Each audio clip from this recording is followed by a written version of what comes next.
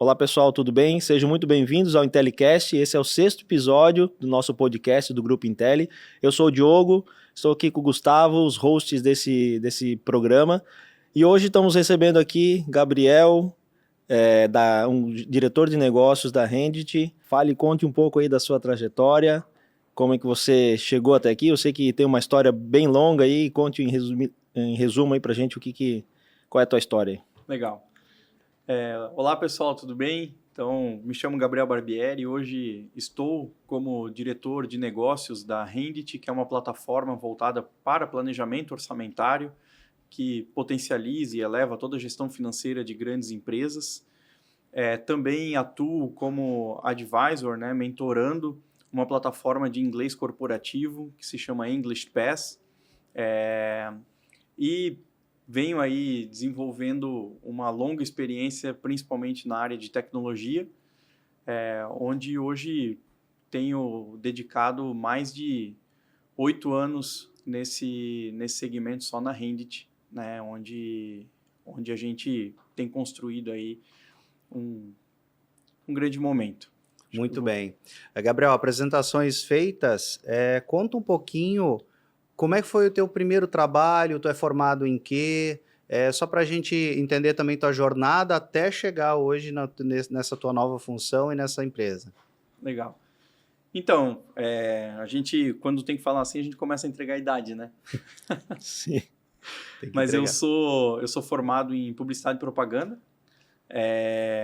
Me formei mais ou menos lá em 2010 e um pouco antes de me formar eu trabalhei em agências de publicidade e logo em seguida entrei no universo tecnologia ali mais ou menos em 2008, quando eu tive a oportunidade de trabalhar na Senior, que é uma grande desenvolvedora de software aqui da nossa região, e me apaixonei pelo universo de marketing de tecnologia que eu não saí até hoje, né? Então acabei tendo a oportunidade de curtir esse lado da propaganda também, migrando um pouquinho para o marketing, onde eu fui me conectando um pouco mais com estratégia. Depois de atuar na Senior, eu acabei migrando para uma capital, né? Fui morar em Curitiba, atuando aí também na área de liderança de marketing de empresas de software ainda, mas aí potencializando meu conhecimento em marketing lá em Curitiba, onde eu tive uma experiência bem bacana também de crescimento. Morei 3 anos lá. E onde eu cheguei num ponto de assumir aos 27 anos uma equipe de quase 30 pessoas e senti um pouco do peso corporativo de ter um filho pequeno na escola 12 horas por dia e a gente começar a estar mais estressado do que feliz com as posições. E mais ou menos ali por 2015 eu decidi então abrir mão desse viés corporativo, voltar para minha cidade natal, que é Blumenau, e empreender. E aí foi uma loucura porque foi uma decisão em família que a gente decidiu fazer a 2 mãos ainda, né? Que eu fui empreender de um lado, na época, com consultoria de marketing para empresas de tecnologia, que era o meu grande background, e a minha esposa abrindo um pet shop, né? Então foi a loucura de os dois na família decidir empreender ao mesmo tempo, assim, usando todos os nossos recursos, energias e tudo mais. Mas o engraçado é que a satisfação, o estresse, ele era muito diferente do universo corporativo e que nos trouxeram também acho que grandes benefícios, né? Então, ali de 2015, eu comecei com essa consultoria. Dentro dessa consultoria, eu acabei me aproximando de um grupo de empresários que estava ali pensando em formar uma empresa de tecnologia voltada para essa área financeira, que eu tive a oportunidade de trabalhar com eles na época da Senior, né? E nessa aproximação, na época, na construção do branding dessa empresa, né, desde fazer o naming, o nome da empresa, até marca e todo o conceito, eles acabaram me convidando para ser sócio, né, para entrar no grupo, entrar no quadro de sociedade. E então fundamos a Rendit na época em 5 sócios, né? Ali mais ou menos já era meados de 2016, então nós éramos em 5 sócios em 2016 e que estamos nessa trajetória de 2016 até hoje, onde a gente soma aproximadamente 70 colaboradores, né? Então a gente teve um crescimento bem bacana e pôde ter uma experiência bem legal nesse universo financeiro de tecnologia, né? Desde 2016 até agora, né? Fazendo essa transformação lá na Rendit também. Muito bom. Teve vários desafios também, acho que várias encruzilhadas profissionais, né? Desde mudança de ramo. Você começou então em publicidade e propaganda. Eu também sou formado em publicidade e propaganda, né? Um pouco antes do que quando você Fez se 3 formou. semestres de fotografia, né? Fiz todos os semestres de fotografia revelada, né? Pô, que legal, cara. Muito bacana. Muito bom, Diogo. É bom tu ter lembrado isso, porque é bem importante essa passagem. Sim. Mas a propaganda, ela realmente ela é uma ferramenta, né? Ela não é o marketing como um todo, né? E na faculdade, a gente fica muito restrito. Mas você gostava de propaganda na época? Era o que você gostaria de fazer? Sim. Até é bem interessante, assim, porque eu acho que a visão que eu tenho de negócio hoje, ela foi muito fundada pela propaganda, pelo viés da comunicação, e eu gosto bastante, porque muitas vezes isso traz, além de uma análise criativa, uma perspectiva um pouco mais ampliada, do que muitas vezes todo o conhecimento apenas racional, né? Apenas ali 01, 01, 01. Então, eu, quando comecei, mais ou menos quando eu tinha uns 15 anos, eu comecei a aprender a desenhar no computador, né? Na época, a gente tinha lá o CorelDRAW. Conheço bem também. E aí, comecei a desenhar um pouquinho, brincar, levar alguns desenhos para lá. E nessa brincadeira, um tio, né? Eu fui o famoso sobrinho da propaganda, literalmente me chamou, né? Para entrar na empresa dele para aprender, né? Onde eu fui aprender e acabei entrando nesse universo de criação. E eu gostei muito, né? Gostei bastante. Era uma agência, né, era Gabriel? Uma agência. Ah, perfeito. Aqui em Blumenau também? Em Blumenau também. Ótimo. E dentro dessa agência eu pude ter o meu primeiro contato com empresa, até era extremamente tímido na época. A gente até brinca ali que talvez um dos fatos de ter desenvolvido a fala, né? Meu primeiro curso de oratória foi meu próprio tio, né? Que ele é aquela pessoa que chega falando alto, espalhafatoso, todo mundo sabe que ele chegou, né? E aí, às vezes, eu falava dele, falava assim, fala pra fora, daí eu passava mais vergonha do que... Mas é uma forma de aprendizado, né? Sem dúvida. Te policiar ali pra você soltar a voz mesmo, né? Exatamente. E aí, primeiro ponto, visitando alguns clientes, para fazer um catálogo. Chegou a atender cliente, então. Cheguei Isso destrava, né? qualquer um, eu acredito, né? Sem dúvida. Acho que e como é que tu lidou com esse desafio de ser tímido e ir para a área comercial? Isso é um desafio gigante, né? Ter esse aprendizado aí de poder desenvolver, né, o comercial, acho que... Foi desenvolvimento mesmo, tá? Eu acho que... Na forja. Foi. Eu diria assim que nunca foi algo natural, meu. Foi algo que eu fui estudando.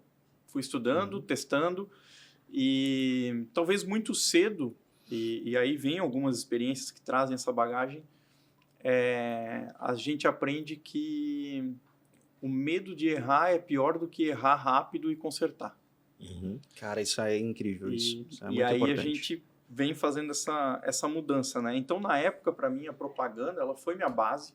Eu trabalhei alguns anos com criação, depois em agência mesmo, fazendo um papel até um pouco maior. Na própria Sênior, quando eu entrei fazendo criação interna, depois atendendo as grandes agências que nos atendiam também. E deixa eu perguntar, já encaixando nisso aí, não perde o que tu vai falar, nós trabalhamos com mídia OH, que é a mídia exterior, né? Conta um pouco, teve contato com a mídia exterior nesse meio da publicidade? Teve aí algumas campanhas feitas? Enfim, conta um pouco aí. Sim. Teve, eu acho que até um dos pontos assim que eu acho que tem um pouco desse brilho da mídia exterior foi, obviamente, o primeiro outdoor que eu coloquei na rua, que fui eu que fiz, né? Ah, dá orgulho, né? Dá muito, né? Então, acho que a primeira, e óbvio, é marcante, né? Isso eu trabalhando já numa agência, a gente estava atendendo uma empresa de cafés, né? E eu lembro desde a produção, da gente sair para fazer a foto, com produto, com estúdio, com maquiador, nunca tinha visto aquele universo.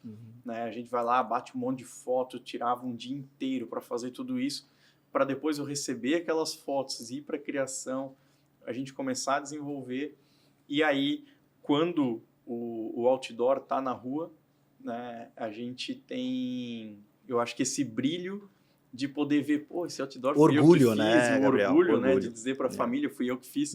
E eu só fazendo um paralelo do passado e presente, né, é tão engraçado que na época eu tinha esse orgulho do fui eu que fiz, e hoje, quando eu estou viajando com a minha família, eles até pegam no meu pé, porque toda vez que eu passo por um outdoor de um cliente, eu falo, olha lá, meu cliente. Então, às vezes, eles até já sabem, a gente já vai chegar no outdoor do cliente do pai, já vai chegar no outdoor lá, vai chegar no tal. Então, acho que a mídia exterior, ela tem também, e ela traz muito desse contato, não só do resultado, mas eu acho que ela tem um contato também um pouco mais ampliado nessa questão do sentimento, do orgulho, de ver aquela proporção, ver a empresa. De marcar na cabeça das pessoas, né? Isso, Exatamente. O outdoor traz muito isso, né? Essa marca. E tem uma coisa do OH, puxando agora para a nossa sardinha, que dificilmente um anunciante pequeno, né? Ele vai fazer uma campanha. É possível também, mas eu acho que toda vez que alguém coloca a sua marca no outdoor, ele tá trazendo uma carga grande de que ele dá valor para a propaganda, de que ele está investindo nisso e acaba mostrando, então, que é uma marca que busca respeito. Né? Então a gente sabe que não só o outdoor, mas outras mídias validam a marca, validam o negócio, né? Mas é só para marcar dessa linha da tua jornada, foi bem interessante porque o teu começo é propaganda, né? Sim, sim. E você chegou a trabalhar então em atendimento, porque você falou, criação foi uma das veias, alguma outra área dentro do universo da propaganda também, da publicidade? Eu trabalhei também numa empresa que fazia grandes impressões. Né? Então, tive essa oportunidade de trabalhar daí como arte finalista por um período, né? Fechando aí os arquivos para grandes impressões. Na época era tudo muito novidade, né? Principalmente a impressão em lona, em adesivo, né? Então, também foi um momento legal, assim, porque pude vivenciar alguns projetos diferentes, que aí eu acho que os grandes formatos às vezes trazem, né? Às vezes adesivar parte de uma fachada, às vezes adesivar carro, né? Carro, assim, eu lembro de fazer alguns fechamentos e até criação. Chegou a fazer alguma arte para empenas, aquelas publicidade em prédio, assim, também? Também teve. Então, acho que também foi um universo legal, assim. Deixa eu te perguntar, Gabriel, esse conhecimento que você teve lá no nosso início, porque o início, ele pode ser um acaso, como ele pode ser também algo que a gente construiu, mas nem sempre porque com baixa, vamos lá, qualificação, a gente tem que aceitar muitas vezes o trabalho que surge, né, as oportunidades que aparecem. Você consegue ver esse conhecimento que você adquiriu e trabalhou nessa época de propaganda sendo usado hoje? E hoje tu tá num outro nível, já tem grandes... e aí você comentou, poxa, essa relação aí com o teu início de hoje, aonde foi importante esse início? Para mim, um dos maiores pontos da propaganda, da publicidade, foi a questão da criatividade. Né? E a questão, assim, você tem que achar uma solução que traga resultado. Porque não adianta só achar uma solução.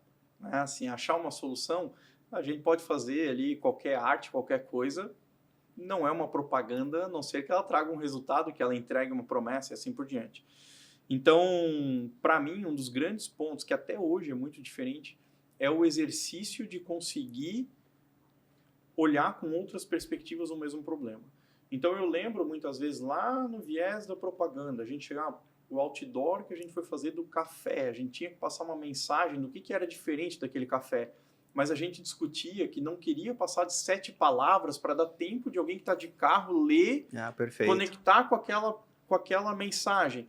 Então a gente tinha que adaptar toda uma estratégia para conseguir ter resultado naquele ponto.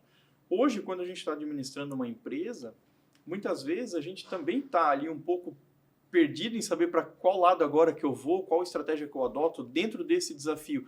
E aí a gente começa a ter uma criatividade ou até sugerir muito mais ideias do que o habitual, justamente por já ter uma formatação mais voltada a dar ideias. Perfeito. Né? Eu lembro até de um ponto da faculdade que eu acho bem legal, que para mim deveria ser meio que uma aula obrigatória, um exercício obrigatório para todo profissional, que eram os famosos brainstormings, né, que tinham na propaganda. Então, eu lembro de um professor que ele trazia assim, ó, pessoal, eu vou dar aqui um tema e vocês têm que escrever 50 slogans em 10 minutos. Pô, mas ninguém vai conseguir fazer 50 frases de efeito em 10 minutos.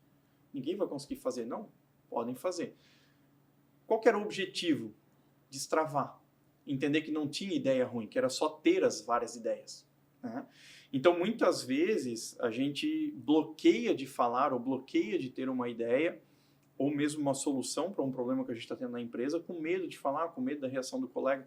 E quando a gente está nesse viés de brainstorming, hoje, com os meus Tudo é ideia, tudo é válido. Com os né? meus próprios sócios, às vezes a gente está numa discussão, a gente fala assim, galera, não estamos chegando a lugar nenhum. Boa. Vamos parar um pouco aqui, brainstorming. Cada um fala 10 coisas que está pensando que pode ter de alternativa, independente do que vai ser, para sair, às vezes, de um problema.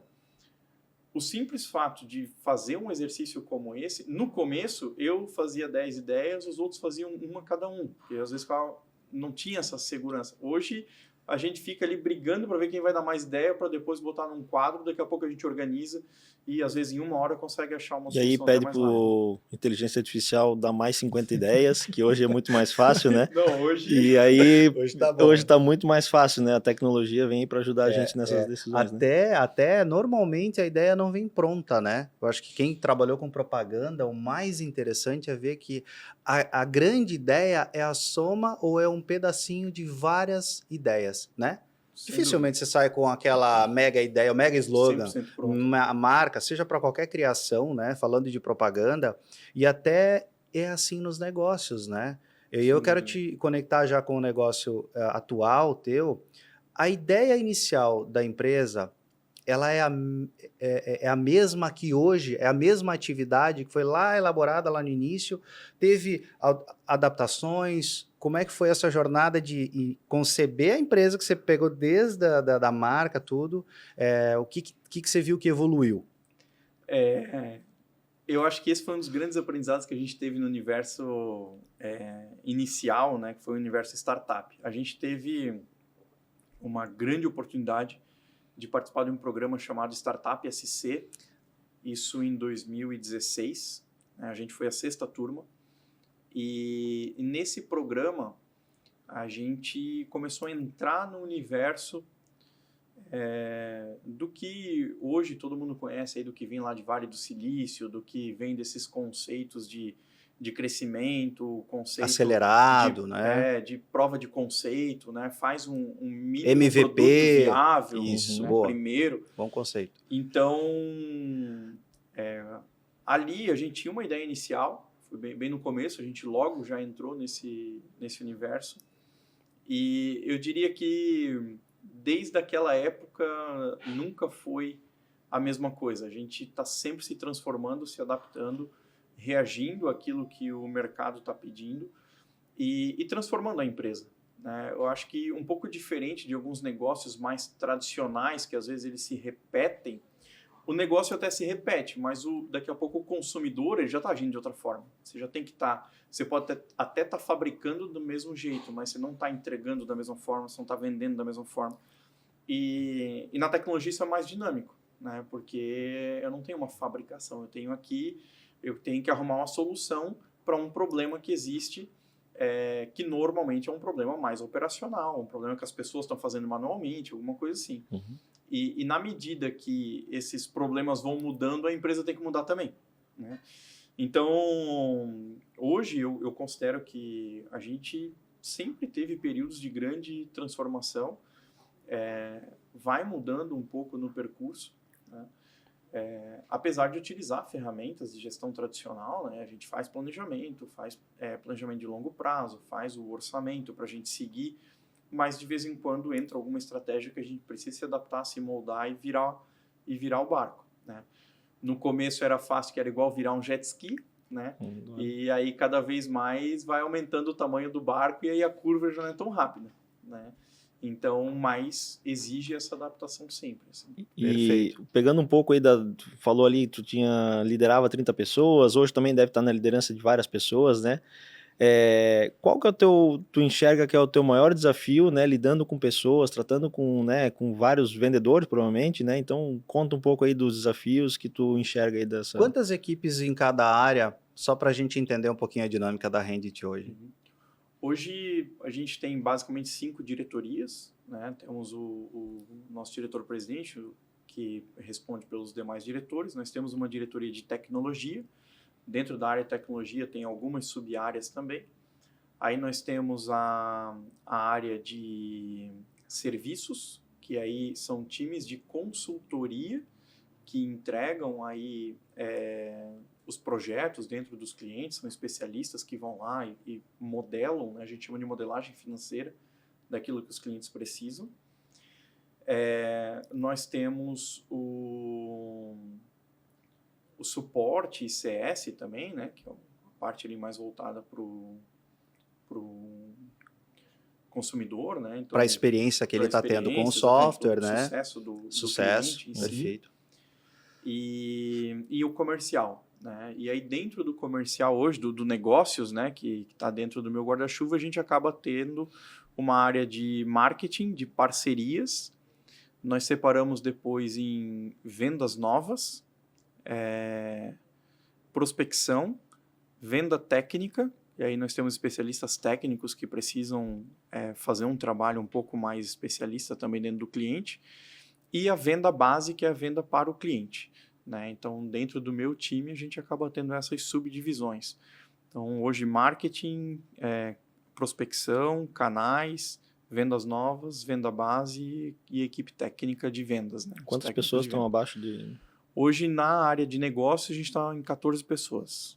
Então, É a principal área, ou qual que tu vê que hoje é a área que é crucial para o negócio? É o desenvolvimento? Porque você tem que, afinal de contas, entregar algo com muita tecnologia, muito atualizado, né? A gente até não costuma fazer essa analogia tão pura, porque, vamos dizer assim, cada um tem o seu papel fundamental, né? Hoje, a empresa, o core da empresa é tecnologia. Então, a nossa essência ela é tecnologia, é entregar a plataforma, é ter esse viés mais voltado para o background, para dentro, né? As áreas que a gente chama de áreas de frente, hoje, tanto o comercial, né, a área de negócios, quanto a área de serviços são as áreas de frente, porque vamos dizer, está lá prometendo e o outro está entregando. Boa, né? É assim. Então, são as áreas de frente que são tão necessárias quanto, né? E a gente acaba dividindo hoje mais ou menos na mesma... a proporção não muda muito do tamanho das áreas, mas a nossa área um pouquinho maior é a área de serviços, que é a área que faz a entrega, porque ela exige, né, maior em volume de pessoas, porque ela exige uma proximidade para poder entregar mais para o cliente. Boa. Né? E esse, para nós, é sempre o melhor dos mundos, né? Então, assim, eu quero, com o menor número de pessoas possíveis, vender cada vez mais e ter mais pessoas entregando. Então, de representatividade de equipe, até tem uma similaridade, assim, não muda tanto, mas a maior equipe ainda é serviço. Né? Muito bom. E nem gostaria que fosse comercial, né? Porque o comercial tem que vender, a não ser quando a gente fazia alguma hoje, virada. Qual que é o teu maior desafio com a tua equipe? Hoje, acho que desafio na gestão de pessoas é a transformação que ocorre a cada dia. Assim, né? A gente tem as mudanças de mercado, a gente tem muitas vezes as novidades também na própria plataforma, no produto, e aí você tem que, de repente, virar 14 pessoas na mesma direção, e daí você já não consegue mais virar, às vezes, tão rápido. Né? E aí os desafios eles começam a vir muitas vezes na falha de comunicação, no crescimento. A gente tem muitos desafios em função de crescimento. Nós tivemos períodos de alto crescimento, onde a gente por 2 anos seguidos ali a gente cresceu mais 70% no ano, Nossa, depois quase 90% dobraram. no ano. Então foi 2 anos seguidos que a gente saiu 70 num, 75, acho que foi 75% num ano, 90% no outro ano. E, Gabriel, era a projeção quando cresceram 70 ou ela superou as expectativas naqueles anos? Porque foi recente isso? Foi 2021 e 2022, principalmente. Grande crescimento. Meu, Na pandemia, verdade, inclusive, né? Foi, logo depois. Logo depois da pandemia. Logo depois. A gente teve períodos que a gente foi aprendendo, né? Então, em 2016, a gente começou a estruturar bem a empresa. Em 2017, a gente foi para o mercado. Então, 2017, assim, a gente fez aquele primeiro teste do comercial, fizemos lá uma meia dúzia de vendas e entendendo como é que era a dinâmica. 2018, a gente dobrou. Mas aí, quando é muito pequeno, é fácil dobrar, né? Então, assim, então 2018 ali a gente teve um momento que a gente dobrou. 2019 a gente dobrou de novo, mas ainda era uma empresa muito pequena. A empresa ali, a gente saiu às vezes de 10 colaboradores para 20, foi mais ou menos ali. Aí 2019 a gente teve mais um crescimento representativo, não chegamos a dobrar, mas foi quase também. Aí 2020 veio a pandemia e a gente primeiro deu uma segurada, né? A gente também ficou receoso de alguns investimentos, deu uma segurada e a gente viu que não precisava ter segurado. Então, em 2020, basicamente, a gente se preparou para dobrar ali, ou quase dobrar em 2021. A gente tinha projetado um crescimento de 50% e atingimos 75%. Então, foi Excelente. um crescimento bem legal. Aí, 2022 foi a mesma coisa, né? A gente também projetou um crescimento de 60% e cresceu 90%. Então, também foi mais um salto. E aí, 2023, 2024, a gente começou a organizar um pouco, porque daí a gente chegou a 60, 70 pessoas, aí a gente começou a ter, falando de problemas, né, processo, comunicação, treinar as pessoas, então... Consolidar a cultura. A cultura, a gente bate muito em cultura, a gente tem, inclusive, sexta-feira a gente teve um evento que é pautado em cultura, que é, a gente faz um evento trimestral com interno? o time. Ah, é, com interno, o time. com Bacana. o time, e onde a gente alinha resultado e estratégia, né? Então, esses eventos, um é online e um é presencial, basicamente, né? Então, cada 3 meses, um online e um presencial. Esse último foi presencial. É híbrido, na verdade, né? Porque a gente não consegue, às vezes, reunir todo mundo. Mas, dentro dos desafios, assim, os desafios estão muito conectados ao crescimento, né? A gente saiu ali de 30 pessoas para 70 e aí é comunicação, é processo, é treinar. Antes eu conseguia atender todo mundo, agora eu preciso Já ter não sabe pessoas mais que atendem quem- outras Já pessoas. não sabe mais quem está entrando, já Isso. não consegue mais acompanhar o onboard, né? Acho que a gente passou por isso também, né? Desde 2019 a gente tinha aí em torno de 15 a 20 pessoas. Hoje estamos indo para 90 pessoas também, um crescimento que a gente teve do grupo Intel aí, falando em percentual, esse ano de 2019 para 2024 a gente vai crescer mais ou menos 2.500% mais ou menos, em torno disso. Então, Somando o período, a né? gente sabe os desafios de Não, crescer. parecido com, provavelmente, o da Randy, com a questão de... E a visão do começo que vocês tinham, hoje você deve ter um planejamento estratégico, uma visão bem consolidada, né? Consegue falar qual é a visão que era no começo e qual é a visão agora? Eu acho que o que mudou muito foram até as visões de mercado. A gente até brinca no começo, uma das chamadas que a gente teve no Startup SC foi que o pessoal falou assim, mas vocês estão criando uma empresa para vender software como nos anos 90? Então foi engraçado, porque era nosso background, né, de empresas mais tradicionais, de ter um formato mais... ERPs mais complexos, tradicionais, Exatamente. robustos e tal. Então, a nossa visão inicial era mais dentro desse universo. E a gente também tinha uma visão de que empresas menores do que a gente atende hoje comprariam produtos com essa robustez. E aí, quando a gente foi para o mercado, não foi bem assim, né? A gente viu que essa robustez que a gente entrega, que a gente começou a reformular, ela atendia grandes empresas, né?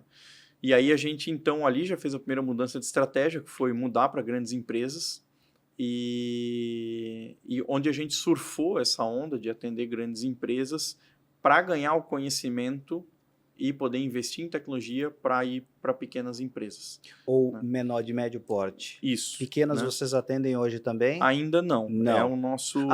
O futuro É o é futuro também ainda. atender. Isso. Então, isso a gente já na época começou a ter um pouco dessa virada, né? Por isso que hoje eu coloco assim, ó, nem quero que o meu maior investimento esteja em comercial nesse momento. Por quê? Porque a gente quer ainda estruturar a plataforma, parte tecnológica, para eu poder sustentar esses crescimentos cada vez maiores, né? Sem precisar daqui a pouco que eu tenha só time comercial e não tenha o restante, porque hoje a gente tem muito essa demanda de background. Descasar Né? a entrega com a venda, né? Isso é um Exatamente. grande problema, porque aí você não consegue entregar Gabriel. e tem insatisfação, né? Mas, Gabriel, aproveitando que a gente está falando do teu negócio, eu acho que é bacana tu falar exatamente o que a Rendit entrega hoje para o mercado, quais são as soluções, aí você já falou um pouquinho que é grandes, médios, depois no futuro pequenos, e aí já cita os famosos aí, que eu acho que tem bastante famosos aí na cartela de clientes. Tem. A gente, hoje nós nascemos como uma plataforma especificamente para montar o planejamento orçamentário, então que é essa projeção de 12 meses da empresa. Então, assim, eu paro agora no final do ano e planejo as minhas receitas e despesas de janeiro a dezembro do ano que vem. A plataforma nasceu com esse viés, né, para atender especificamente esse formato, e hoje a gente começa a não só descobrir, mas até a perceber que a gente acaba atuando numa questão um pouco mais ampliada da gestão financeira das empresas. Né? Então, o orçamento ele é uma das ferramentas, mas a gente acaba atuando e elevando a gestão financeira das empresas, principalmente no desafio operacional. Hoje, grandes empresas, elas tratam o orçamento em planilhas, então, muitas vezes, falando de empresas, por exemplo, com 500 a 1.000 colaboradores, essas empresas elas vão ter de 30 a 70 gestores, que cada um recebe uma planilha, que depois volta para a área financeira, consolida essas planilhas, que aí monta essas planilhas todas, monta as análises que vai para a diretoria tomar a decisão. Então, eles acabam tendo, além do orçamento, as análises de resultado, as análises de caixa, as análises de indicadores, tudo em planilha, porque o RP ele é focado em entregar principalmente a parte fiscal, em entregar ali toda a operação, mas quando a gente vai para a tomada de decisão, as empresas tomam decisão baseada em planilha. Né? E aí a gente entra nesse viés de poder tira a planilha, porque dá muita margem de erro, dá muita margem de... vazamento de informação, por mais que tenha senha. Exatamente. E vocês usam integração com esses sistemas para trazer números também, né? Exatamente. Então a gente integra, traz tudo para um sistema mais robusto e formata essas análises para elas ficarem mais rápidas. Então hoje as empresas elas acabam... Por que a gente diz que elas elevam a gestão financeira? Porque hoje você tem profissionais que são profissionais muito bem remunerados, porque devem ser, são profissionais super especialistas. O coração da empresa, de certa forma, exatamente, está lá, todo o dinheiro da empresa passa por lá, só que às vezes esses profissionais eles têm de 40% a 80% do tempo deles fazendo atividades operacional, apertando o botão, digitando em planilha. Então, são profissionais que eles podem agregar para o negócio montando análise, mostrando análise e ajudando na tomada de decisão, ao invés de estar ali operando, né, e digitando alimentando valor, dados em planilhas. Então a Rendit ela hoje facilita todo esse universo, acaba ajudando na tomada de decisão de empresas nesse formato. A gente acaba atendendo atualmente empresas normalmente aí acima de 100 colaboradores, né, mas principalmente empresas aí de 500 a 5.000 colaboradores, é o nosso maior core. E hoje a gente teve aí acho que dentro dessa história, algumas conquistas também, né, que são sempre bacanas de compartilhar. A gente trouxe clientes como Docol, né, que faz aí metais e metais sanitários, né, torneiras e assim por diante. A gente tem Karsten, né, hoje também uma das grandes têxteis aí que a gente tem. Nós temos clientes como a Novo Nordisk, que hoje é a maior indústria da Europa, que é a fabricante da insulina e do Ozempic. Nossa, é dinamarquesa, né? Dinamarquesa, exatamente. A gente atende mineradoras belga, temos indústrias hoje que a gente também são multinacionais e que a gente acaba atendendo não só o Brasil, mas também outros países aqui da América Latina, até empresas como times de futebol. Então, hoje, por exemplo, grandes times como Flamengo, Vasco, Botafogo também utilizam essa gestão financeira com Rendit. Muito interessante. Isso muito por conta da SAF ou realmente é o clube que procura? Qual que é a... Porque virou empresa, né? Então precisa ter realmente esse orçamento. Uma então, gestão mais na mão, né? Quando a gente fala de finanças e de gestão financeira em si, a gente não tem essa divisão. Qualquer empresa, ela tem que cuidar das suas finanças. Tá? Orçamento é uma ferramenta que serve desde uma ONG a um clube a uma indústria, uma empresa de serviço, a uma empresa de logística, seja qual for o seu segmento.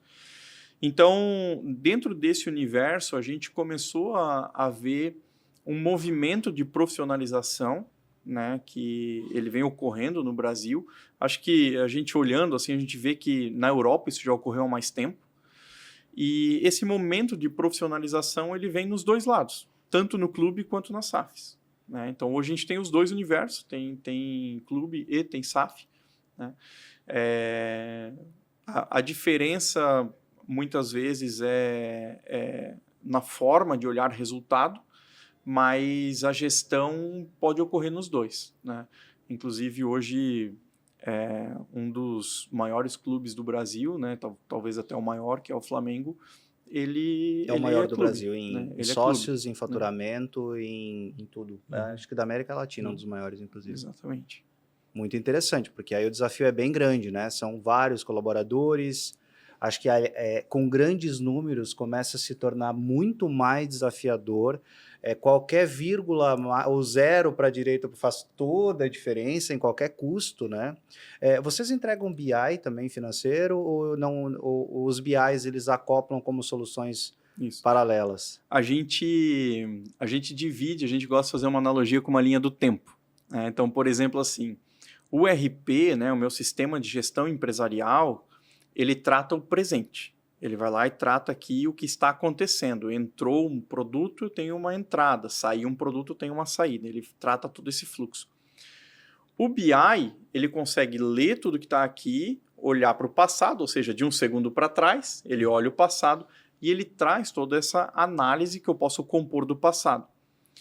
O Rendit, a gente chama aqui de Planning ou EPM, que é uma ferramenta de performance corporativa, ele olha para o futuro.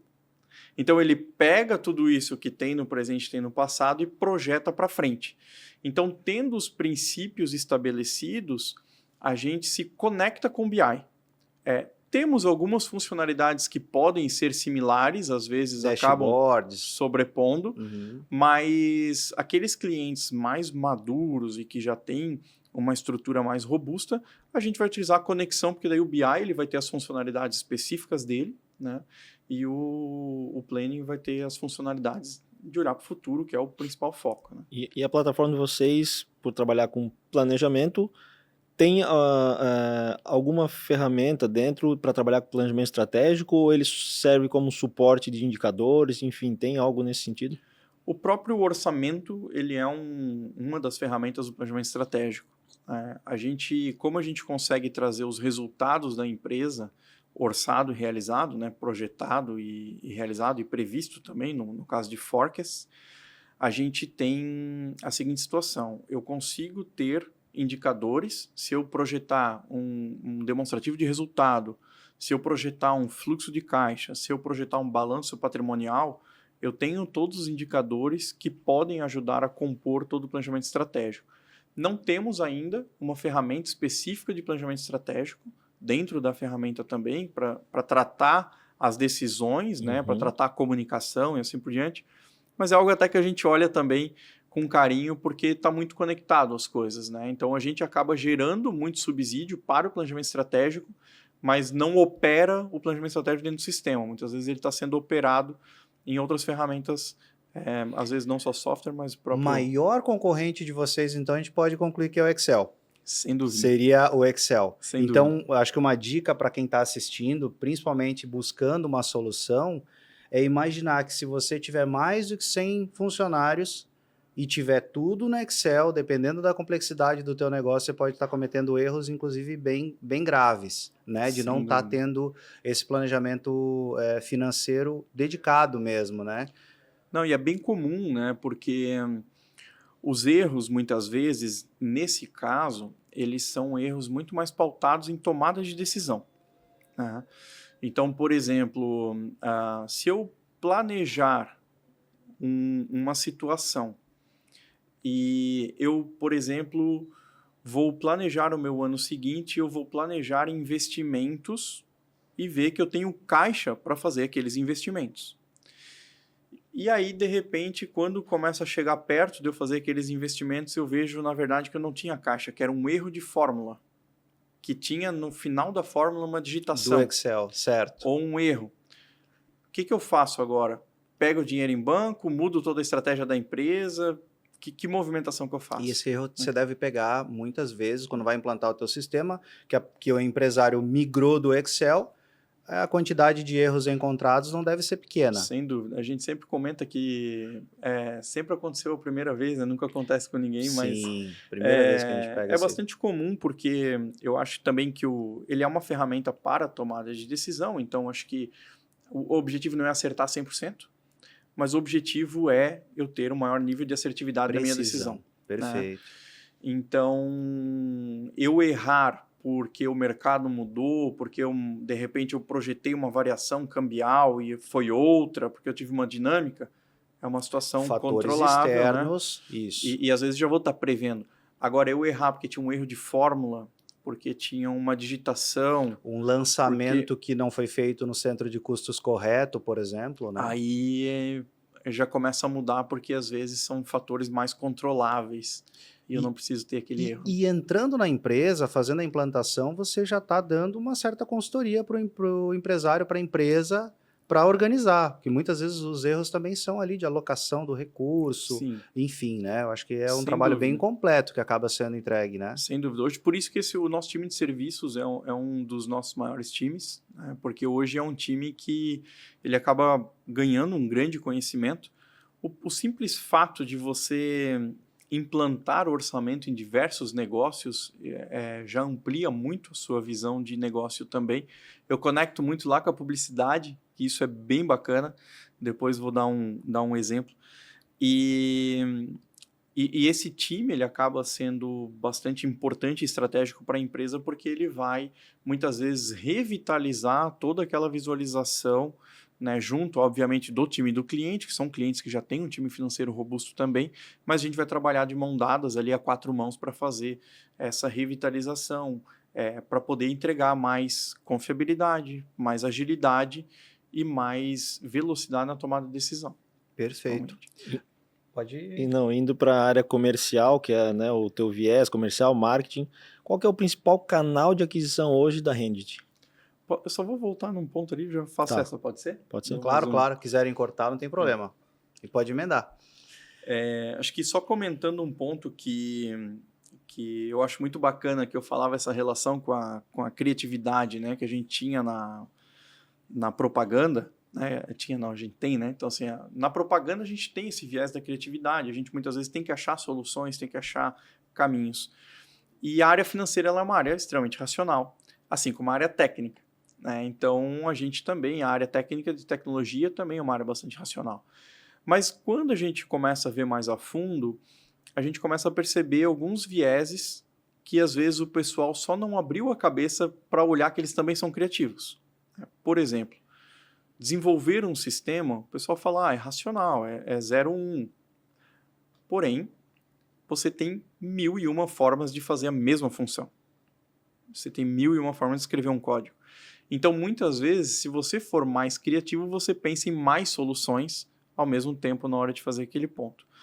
E a gestão financeira, você muitas vezes tem as entregas padrões que não mudam, a parte contábil, a parte fiscal, mas as análises não. você pode ter análises diferentes que vão te dar vantagens competitivas. Então, a gente fez um evento em agosto aqui na cidade, onde a gente teve a oportunidade de chamar o pessoal do Botafogo para fazer uma palestra, principalmente para o nosso público aqui da região, que é a indústria, né? Então, e qual foi o objetivo da gente chamar o pessoal do Botafogo para fazer uma palestra? Porque numa indústria, você tem algo muito mais programado. Então, você tem lá todo o orçamento de vendas, até os custos, tudo bem detalhado, né, para chegar em toda a projeção de resultado.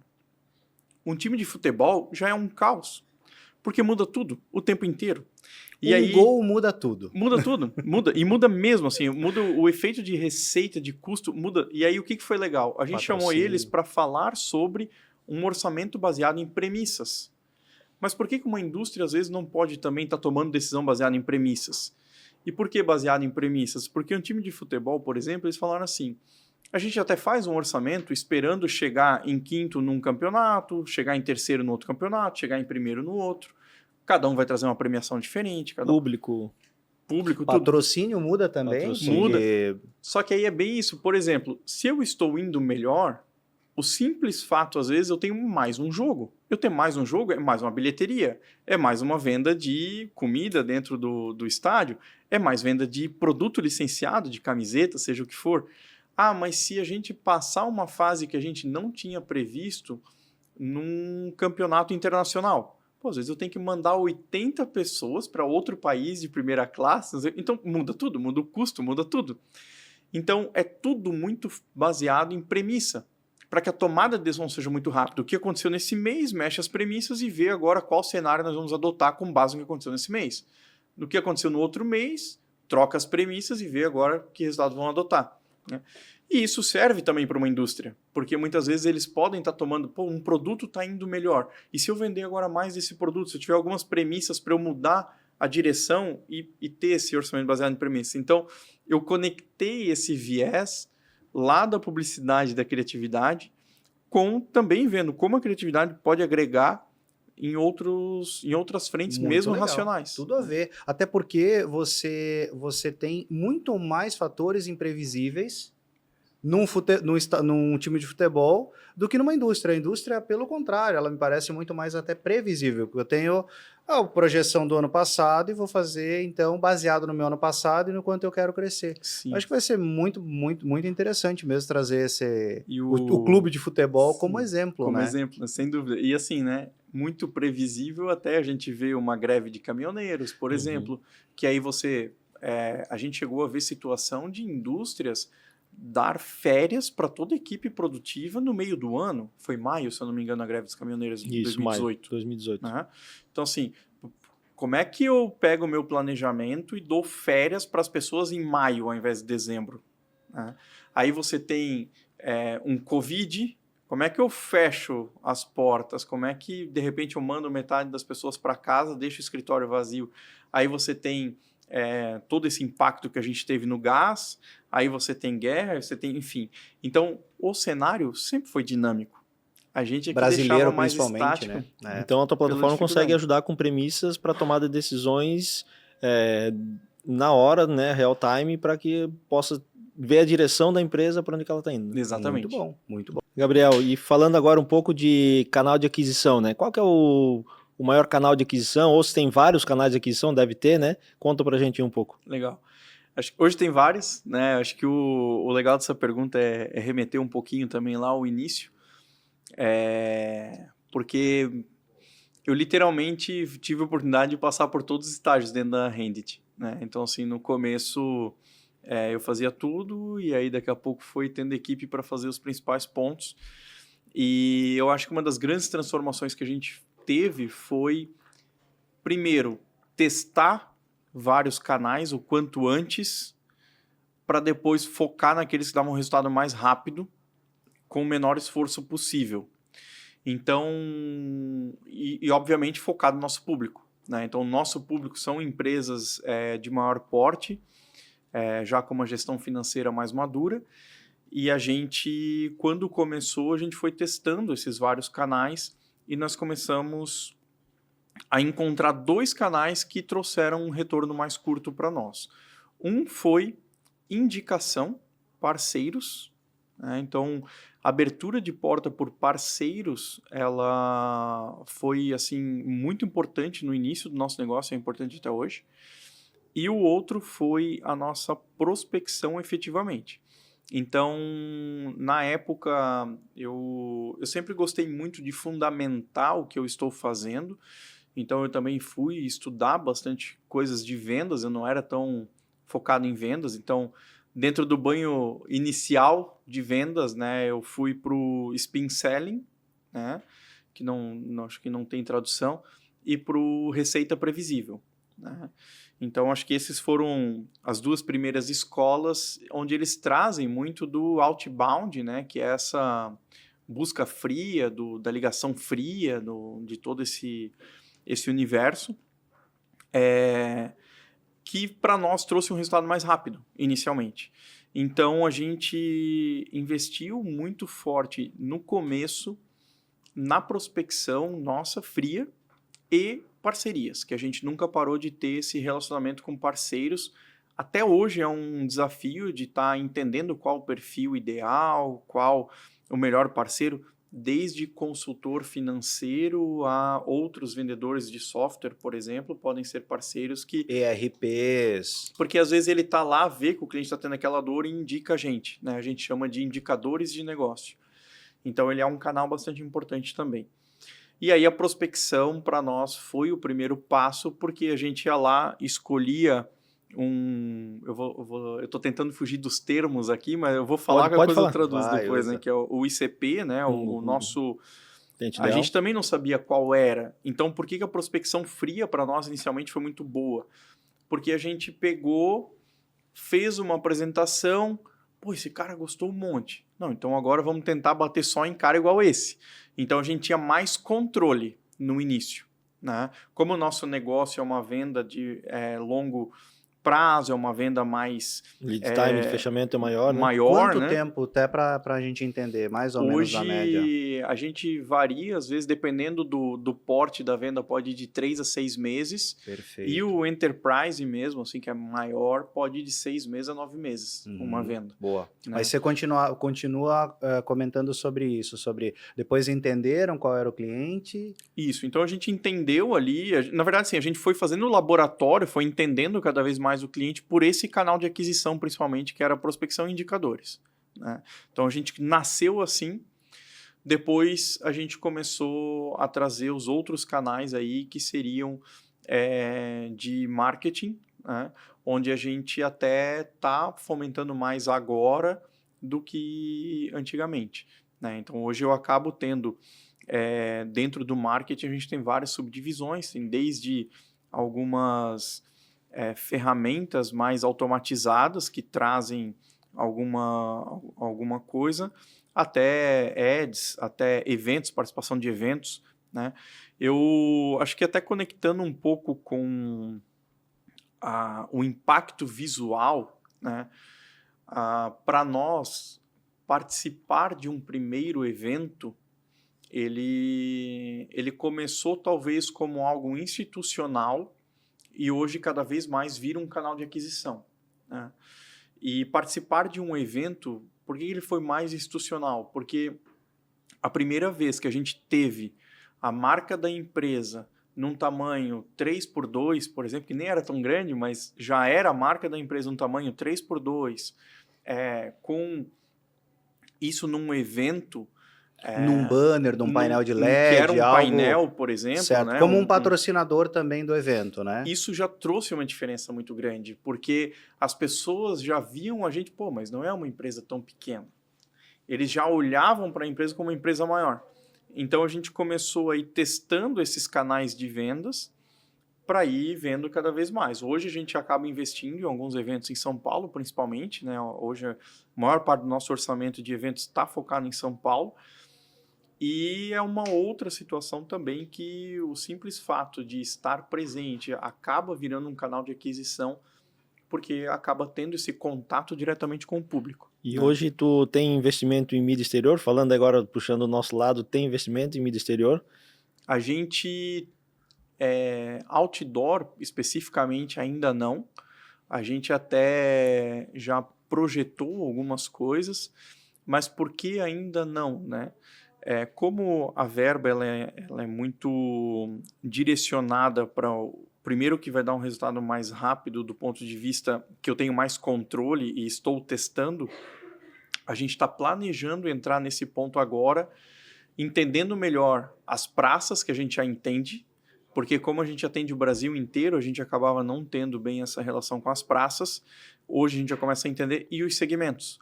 Então, como eu atendo diversos segmentos, eu agora, se eu for fazer uma campanha que a gente já começa a pensar nesse ponto agora, a gente começa a pensar em fazer campanhas direcionadas e focadas. Então, daqui a pouco, vamos naquela praça, que é uma praça mais industrial, e vamos falar de indústria. Vamos naquela praça, que é uma praça, de repente, mais voltada a serviços, a consultorias, e que está mais com clientes mais conectados àquilo. E aí sim a gente começa a já falar sobre isso, principalmente mídias em locais específicos, daqui a pouco como um aeroporto. Um aeroporto. Né? Foi a primeira Exatamente. coisa que veio em mente E aí também. o Grupo Intel, né, com a abrangência nacional que a gente tem conhecimentos regionais, né, como você falou, né, tu sabe naquela determinada região o que é o teu cliente ideal, a gente consegue fazer um planejamento no Brasil todo, seja em qualquer cidade do país, a gente tem mídia espalhada, diversas mídias, painel de LED, outdoor, front light, bus door, mídias que fazem sentido para aquela região e para aquele público ideal, então a gente consegue de fato atender clientes como vocês, né, que tem uma abrangência nacional, entregar uma campanha muito rápido e com abrangência que vai fazer sentido com o objetivo da campanha de vocês. E como Legal. é importante agora, que o Diogo comentou, entender exatamente quem é o meu público para que eu vá me aproximar da melhor forma. E a mídia exterior, ela é uma mídia bastante democrática. Ela tá, um painel de outdoor, ele está disponível para todos os públicos, todas as idades e todas as classes sociais. Mas o empreendedor, o empresário, quando ele tem a verba, ele precisa focar. E quanto mais direcionado, quanto mais assertivo for o local da propaganda, com certeza melhor. Então, eu acho muito interessante que esse é o pensamento correto. Né? Você realmente buscar o teu público e aceitar onde ele está. Por isso que o aeroporto parece excelente mesmo. Existem outras alternativas que dá para indicar, mas o aeroporto é certeiro porque realmente está ali o teu cliente ou o responsável pelo planejamento financeiro, Sim. que vai ser um tomador de decisão. Não, com certeza. Para mim, eu vejo essa questão de novo, não só como um ponto que ele vai trazer resultado, mas principalmente ele leva a visualização da empresa. Então, como eu falei, a partir do momento que, de repente, a gente colocou um stand da empresa num evento, o simples fato de ter uma marca grande exposta num local, as pessoas olham e falam, pô, como vocês cresceram. Como Passa vocês credibilidade, estão né? Te consideram de outro... Sem dúvida. E trazendo até um efeito, né? Então, numa dessas minhas passagens por empresas de software,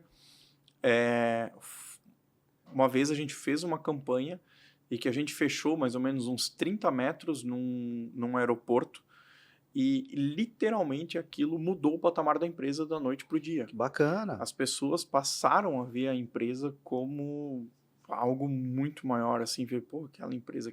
Então, aquilo potencializa muito a visibilidade do ponto de vista até de reconhecimento da marca, eu acho, principalmente, sabe? Quebra a barreira do desconhecido, né? Isso. Por exemplo, tu vai te apresentar e ninguém viu tua marca na vida, é diferente de você já ter tido contato, às vezes até tido contato mais de uma vez, que é o que normalmente a mídia faz, né? No caminho de casa, no caminho, enfim. E aí você, quando vai apresentar a tua empresa, depois da marca não ter mais a barreira do desconhecido, O cara fica assim, pô, você já tem até uma similaridade. Eu já vi essa marca em algum lugar, eu já tive contato, tu tem um contato visual, isso é o que acaba acontecendo na mídia exterior. Né? Marketing digital é também hoje vocês investem? Hoje sim, hoje é um dos canais. Dentro do marketing eu tenho essas várias divisões, né, que a gente vai dividindo, então é uma das frentes também.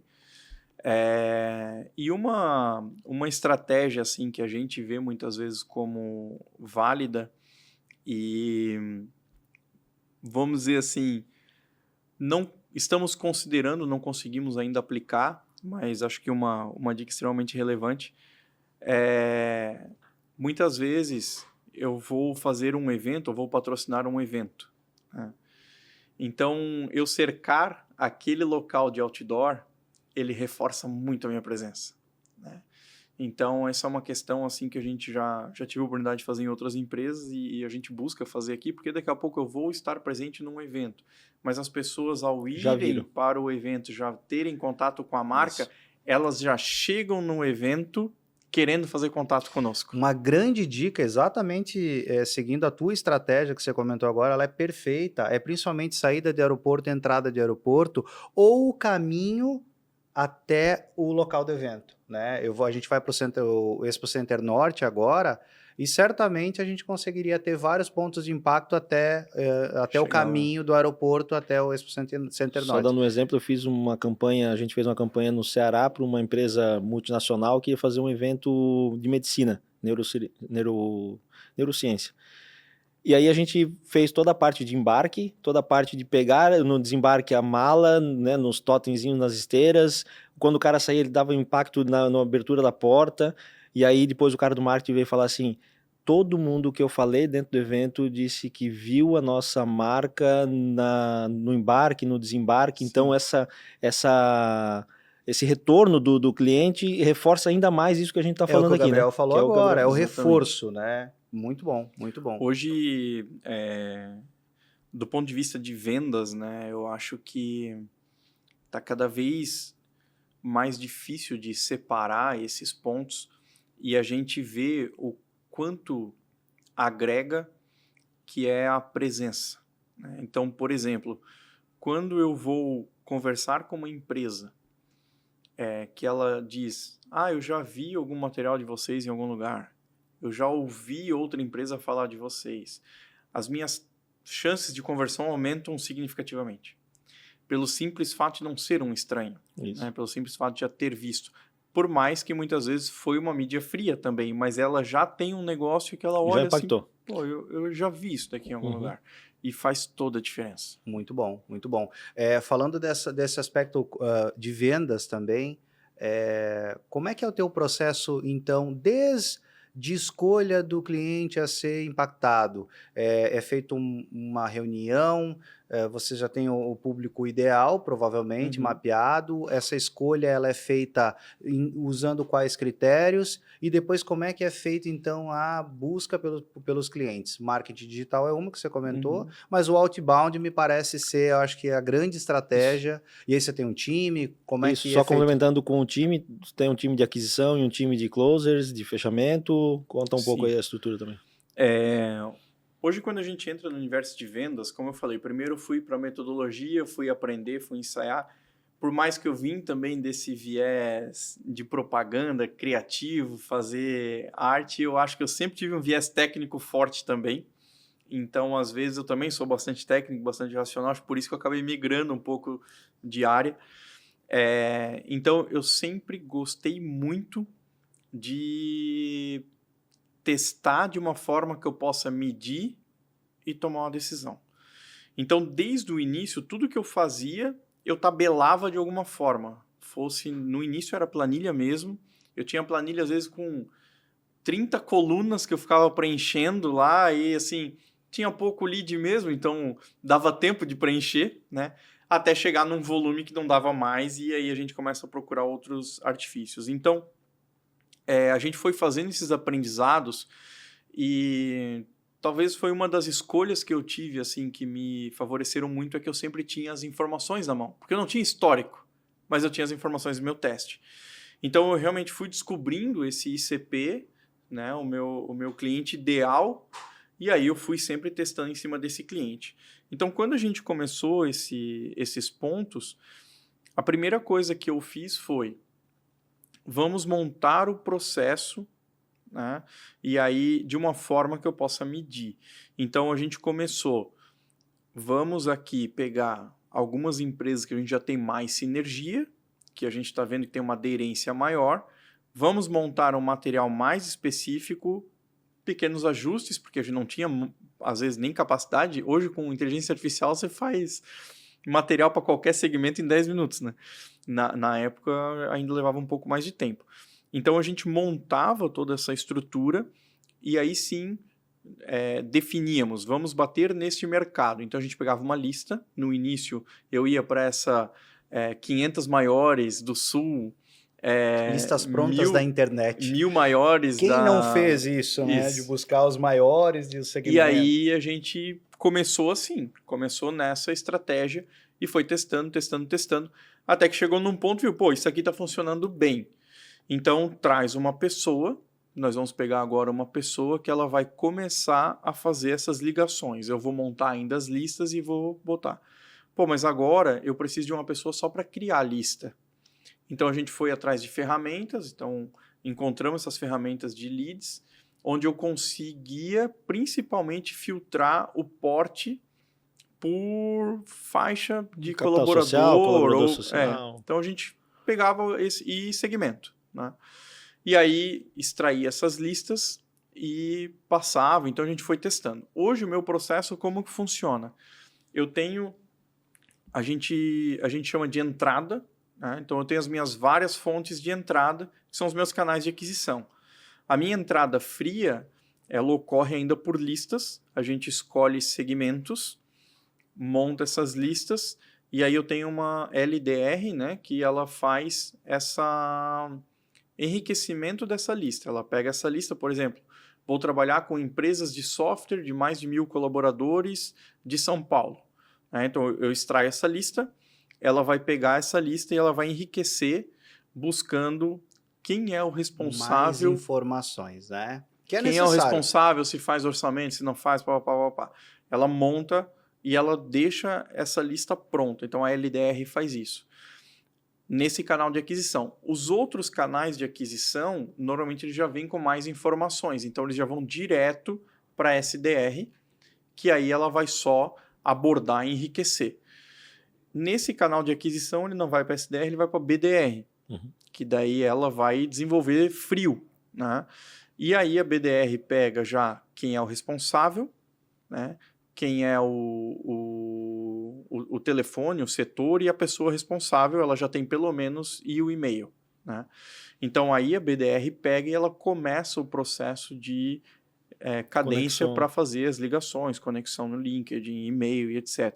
Então, esses canais, tudo aquilo que é SDR, veio de outros canais de aquisição, já tem algum ponto de contato, também vai ter alguém ligando, fazendo esse enriquecimento, e tudo aquilo que é frio de uma vez vai para as BDRs. Muito bom.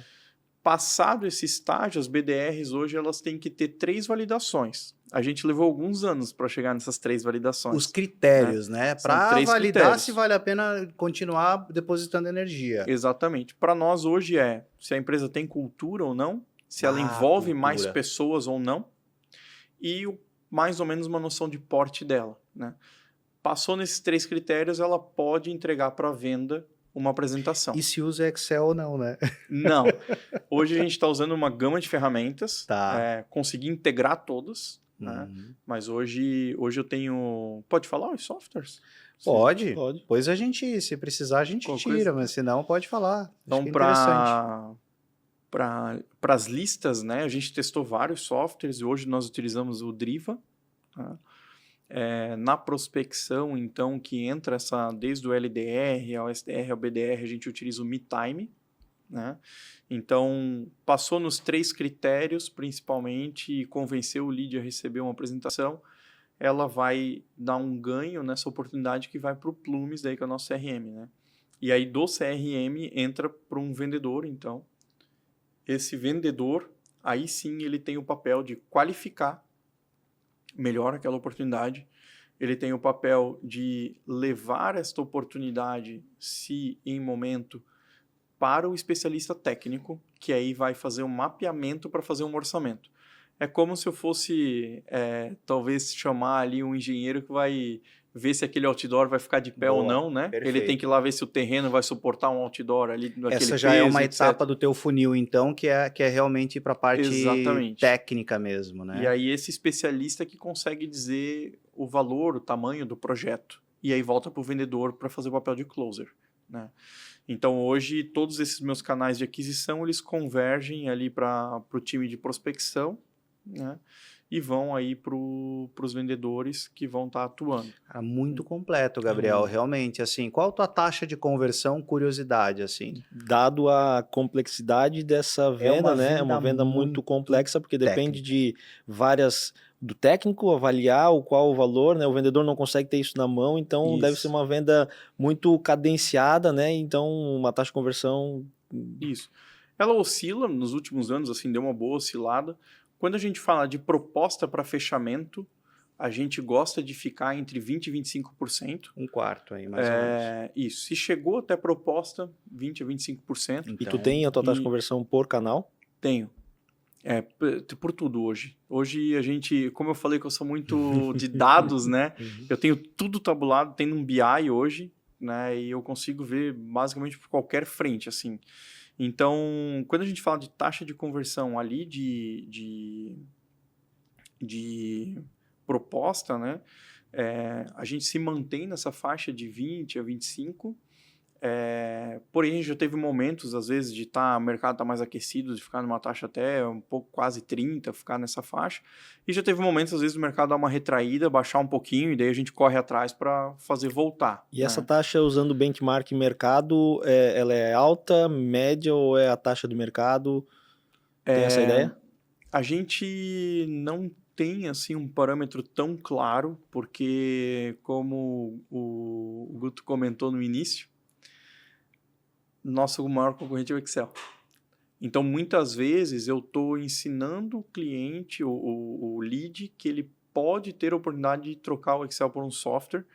A gente até não costuma usar esse termo trocar, porque, na verdade, a gente continua sendo um grande aliado do Excel. O sistema se conecta muito bem, só que cada um faz o seu papel. A gente vai ter algumas estruturas que vai ser muito mais fácil de controlar pelo sistema, e aí tudo aquilo que o Excel é bom, exporta, importa, joga para lá e faz esse caminho. Mas muitas vezes eu tenho um cliente que ele nem sabia que existia uma ferramenta, que ele simplesmente usou o Excel a vida inteira e falou, nem sei que existe. Sempre fizemos assim, né? E é tradicional de um perfil de profissional que é o financeiro não inovar muito. Vamos trabalhar naquela zona de domínio, porque qualquer mudança aqui é sensível também, né? Então acaba não abrindo, e aí cabe à empresa mostrar para o mercado. Só uma curiosidade aí que realmente o mercado ele está em crescimento, esse mercado de empresas que se envolvem em planejamento financeiro, enfim, ele é um mercado que cresce, tu tens algum dado? Ter dados aí. É um pouco mais difícil de ter dados porque ele atende um pedaço das empresas, né? Mas um dos pontos, assim, surgiram muitas empresas fazendo isso nos últimos anos, então... isso é um indicador. É um grande indicador. Antigamente era mais comum grandes players apenas. Então, assim, você basicamente tinha no mercado Oracle, que tem a solução voltada para orçamento, que era o Hyperion.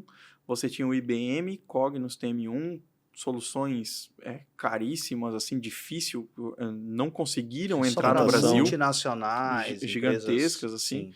E o SAP, né, que tinha o BPC. E dentro desse universo das grandes, começaram agora, a gente tem assim para todos os portes. Tem desde a empresa que atende os pequenininhos até os gigantes. Você tem já uma gama de talvez mais de 30 empresas já atuando no Brasil dentro desse viés. Então é um indicativo que cresce, mas eu gosto de falar um número assim que talvez em torno de 4 mil empresas que a gente já impactou, tranquilamente 95% fazem planilha. Isso em empresas de maior porte, tranquilamente. Sim. E trazendo um pouco, tu falou um pouco de números, tu é um cara que gosta de números, se tu puder abrir quais são os big numbers, quantidade de clientes, né, o crescimento de vocês aí, para que a gente possa... Hoje, quando a gente fala em quantidade de clientes, a gente até brinca assim, né, porque são contratos. Que às vezes eu atendo um cliente que tem um monte de empresas e aí a gente acaba descentralizando para essas várias empresas e até acaba virando um controle um pouco maior. Então a gente tem na faixa de 100 cento e poucas empresas, né, cento e poucos negócios, contratos, mas tem contratos gigantescos que às vezes tem 80 empresas, 200 empresas no negócio, né? E aí acabam atendendo múltiplos negócios em si, mas é em torno de cento e poucos contratos aí que a gente trabalha hoje. Contratos de todos os tamanhos. Exatamente. Muito bom. E, Gabriel, como é que o pessoal faz para te encontrar a tua empresa aí para poder fechar negócio? Legal. A Rendit, ela está presente em todas as plataformas, né, basicamente, principalmente de negócios. Então, o principal canal que a gente fomenta é o LinkedIn, o próprio blog, onde a gente traz bastante conteúdo também sobre a gestão financeira, né? E vai estar disponível aqui o link, então, do LinkedIn e o próprio site, o blog da empresa aqui na descrição. E eu também tenho fomentado bastante o meu LinkedIn, trazendo bastante dicas para profissionais da área financeira, principalmente. Tenho tido bastante conexão também no meu LinkedIn. O meu LinkedIn ele é o próprio LinkedIn ali, /in, né, que eles pedem, /Gabriel Barbieri, tudo junto. Então, dá para me achar lá também, às vezes fazer contato e trocar mais informações lá. Muito bom. Pessoal, primeiro agradecer ao Gabriel, obrigado pelo papo, incrível. Os termos técnicos já comentei aqui, a gente deixa uma legenda para quem quiser buscar um pouco mais, que são fundamentais. Tem termo que só é importantíssimo a gente entender e utilizar as ferramentas e também o conhecimento para que a gente possa, então, buscar esses resultados. Mas agradecer a jornada também de construção aí de conhecimento que você trouxe para todo mundo. Desejar muito sucesso aí para 2025, com certeza terão. Acho que o caminho está todo traçado. E realmente, mais uma vez, Diogo também, nosso parceiro de podcast, obrigado. Pessoal, não esquece também de seguir nossos canais, Grupo Intelli, também dá um comentário nesse vídeo e participar aí da nossa construção aí de conhecimento em marketing, vendas, enfim. Obrigado, tá? Legal. Valeu, pessoal. Um abraço. Obrigado. Até mais. Tchau, tchau. Valeu.